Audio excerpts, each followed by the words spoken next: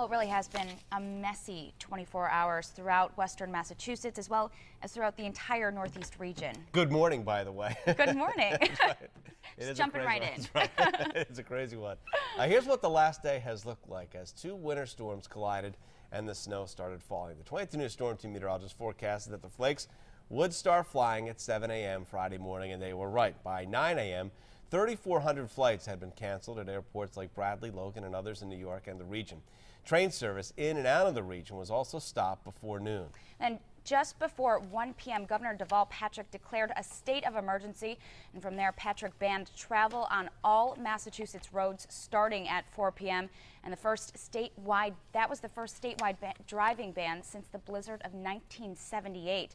And for western Massachusetts, the snow started coming down stronger and wind speeds increased in intensity. By 9 p.m., the snow was over 7 inches in many areas like Greenfield, Northampton, and Blandford, but that was not nearly the end of it. The snow started finally easing up slightly around 4 in the morning, but by that time, there were over 14 inches in West Springfield, 17 in Holyoke, more than 18 inches in Huntington.